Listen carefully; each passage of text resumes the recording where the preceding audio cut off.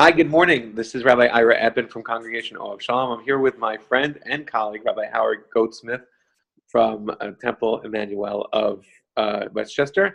And we are here once again for Sacred Text Left to Right. And Howie, why don't you take us away with our text this morning? Great. So we are in Parshat Shema, which describes the beginning of the building of the tabernacle, the tent that the Israelites used as a sanctuary as they wandered around the desert for 40 years-ish.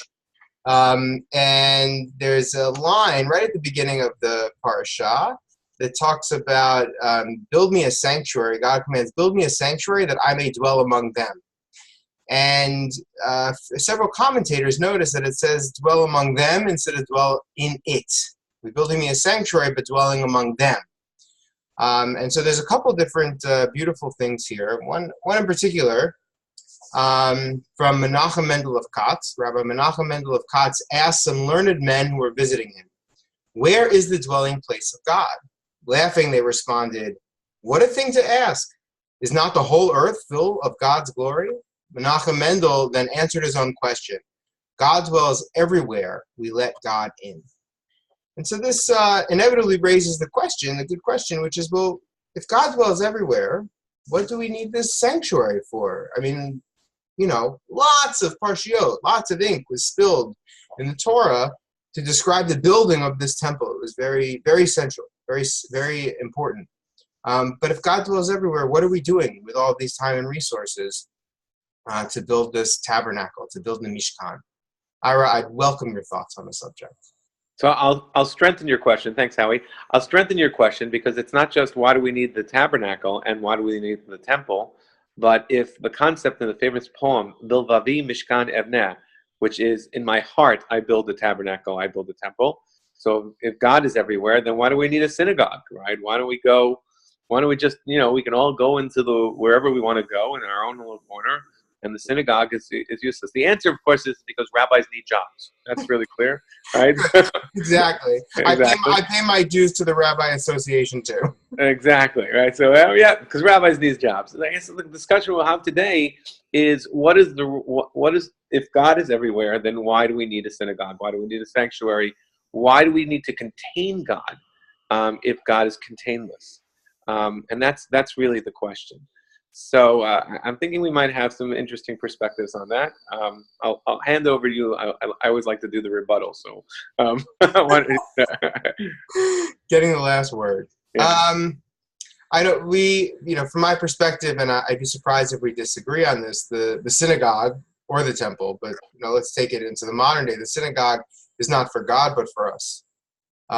We are the ones that need to come together in community in order to commune with God. We're the ones that benefit from coming together in a minyan, with 10 people or more, in order to praise God, hearing praise of God in the public, in a community, reinforces our own sense of faith and community. And it is really, to move it a little bit over into Buber, it's in those relationships that we have with the other people in our community that the sense of God becomes even stronger and even more manifest in our lives. So it's not that God needs the temple. It's not that God needs the synagogue, but we do. And it provides a really important pathway to God. And this is, frankly, an issue that, especially in the Reform world, we struggle with a lot these days. There are a lot of families that choose, and these are families that find their way into a synagogue for Rosh Hashanah and Yom Kippur. These are families that have a Passover Seder. They light Hanukkah candles. They don't affiliate. They don't join a synagogue. Instead, they hire a tutor to tutor their kids for bar mitzvah. They hire a rabbi who will come to their country club and do a bar mitzvah ceremony, followed by a party. And they separate themselves from the organized synagogue community and create a do-it-yourself Jewish life on their own. And I think that probably with the millennials, this is a trend that we're going to see accelerating. And as a challenge to the Jewish community, how are we going to convince people? How are we going to help people understand that it's in community, it is in that sanctuary that we find the best pathways to God?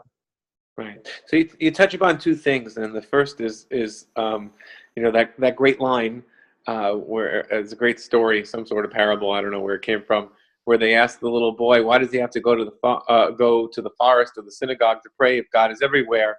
And he says, "I know God is everywhere, but I'm not." Right. So obviously, there's a makom mikdash, and there's a place of holy space, which is important, and that in order to we are God doesn't move, but we have, and in order to be able to, we need to be Ashrei Yoshvei V'Techa. We have to be able to sit in God's home, in God's house, in order to be able to feel His presence many times. In addition, you bring up another point, which is the issue of community, the concept of kihila. And this is a whole. We have a different. I'm coming from a different perspective, of course, from the Orthodox perspective. But our challenge is in addition to affiliation, it's also the push for that people want a homogeneous community. They want, I have my brother-in-law once told me, he said, "I love my synagogue because everybody is my age. They send their kids to the same school, and they are exactly like I am, and so that's exactly what I want." And so I explained to him that I actually don't think that's what God intended. That there's a concept of kihila, there's a concept of community, and with that concept, God intends all of us to have different age demographics, different backgrounds, different points of view, different political affiliations, that we all come together and somehow find a way to create kihila. And that is where, as you described, actually Nechama Leibowitz described in the other source that you didn't quote, which is that when we unify, that's where God can be found. And what you're saying is even more true in the context of the parashah. It is really the Mishkan that serves as the focal point for these different tribes. The way that the Israelites camp in the wilderness is by separate tribe. And then in there you also have this mixed multitude. And it's really the Mishkan that serves as the focal point for the community where all of these different groups come together. Right, and the Mishkan was placed in the center of the camp, which is exactly that. First of all, it belonged to everyone, just as the temple, the Beit HaMikdash, was actually placed in the tribes of Judah and Benjamin. And, Jerusalem is actually overlaps between the tribe of Judah and Benjamin because no individual tribe owned it. Everybody had equal share. And ironically, if you look at the book of Judges and Samuel, you'll see that those were the two kingdoms of Saul and the kingdoms of David, who had that strife, or even the kingdom of Ephraim and the kingdom of Judah. And here they're united in the center of the country. The role is that the temple had to be owned and had everybody had a part of it. It's just like Washington, D.C. It's not in any state, so no state can claim they have the capital. It's an idea with staying power. Now, on the flip side of all of this, not the flip side, another aspect of this, I guess, that's important, is that while we need the sanctuary, we need a focal point for community, we also have to guard against having an edifice complex. We need to guard against making the building itself an object of worship, and that the building is a means to an end rather than an end unto itself. Certainly that's true for the synagogue, that we need to make sure that it serves as a Beit Knesset, as a place of gathering. And we see a lot of congregations pouring incredible resources into their building while in some ways neglecting Torah itself. And that's an important thing to guard against. Right. First of all, I like what you did with the edifice complex. I was a psych major, so I got it right there. But sometimes a temple is just a temple. Let's see if you got that one. That was good. The reality is that there's a whole debate between the Rishonim, between the biblical commentaries on whether or not this temple is an ideal or it's not an ideal. Nachmanides says it was originally intended to bring God's presence into the world, but others disagree, and they say, Rashi, the others, Barbanel, they say that this was actually a response to the Chet HaEgel, the sin of the golden calf, and that because the people wanted something, they needed something physical, and so they built, to be able to relate to God, they built something physical, and God says, that's not how I work. But I understand that you have this need and these desires, therefore I'll build you something that you could put in the context of, within this very clear law, how you build it, but don't diverge in any way, shape, or form, and this is the only way, and you'll have something physical and beautiful to be able to relate to, but that's not necessarily the idea. As we said, Bilvavi Mishkan Ebbin. God doesn't need a house. We unfortunately need a house, and it's what we describe as b'di'evet. B'di'evet, in order to be able to relate to God, we need to have a assigned sacred space. But the reality is that if we were in a higher level, if we were in an ideal world, we would be able to feel God's presence in every step we go and everywhere we are. Right. And I think one of the joys of my rabbinate is being able to help people with both.